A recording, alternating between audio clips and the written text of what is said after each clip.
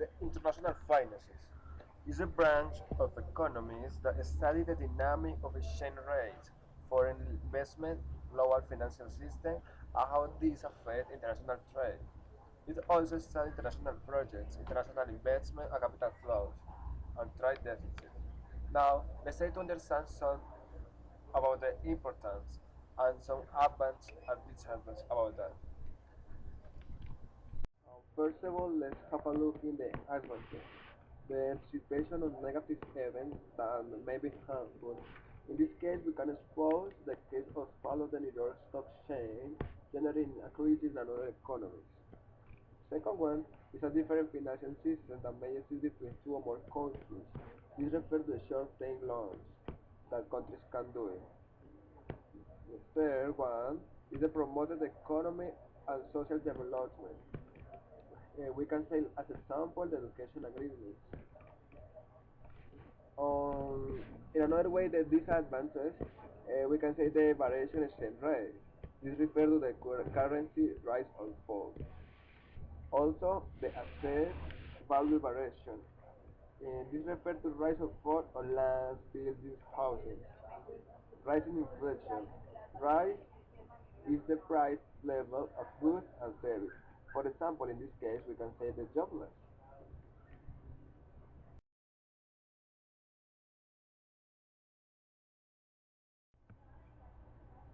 Okay, now we can see the importance of international finances is it makes know how to understand the international events that may affect the company and must be taken to avoid the risks and take advantage of opportunities. Okay. Let's start with central bank that is the responsible of the monetary policy of a country. This is a police institution that manages the national currency, the money supply, and interest rate. Central banks also oversee the commercial banking system of their respective countries. Another work is stock exchange.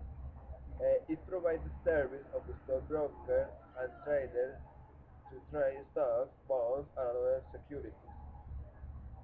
Uh, Also, it facilities for issue and redemption of securities. Um, the stock market drops means a general fall in price of the stocks of each stock index due to change in expectations. The crash indicates a fast drop in the price of most of all of the values of a stock exchange. We can understand it like financial disaster or something like that. It's much easier to understand.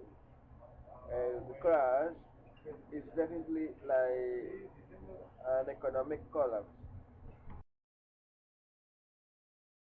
The economic depression is a sustained a long-to-long-term downturn in economic activity of one or more economies. This is like the more several downtown than in a recession. Dow Jones is an indicator of value exchange rate on the stock exchange of New York. One example of this is Coca-Cola, General Motors, McDonald's. They are the main companies in that meaning. The inflation is defined as sustained increase in the general level of price for goods and services. As inflation rises, every dollar you own buys a smaller percentage of a good or service. So if before, for example, if before you buy with $10 a big market, now that market is smaller. And the market is a group of of organization that is interested in a product, has to resource to purchase it, and is permitted by some regulations.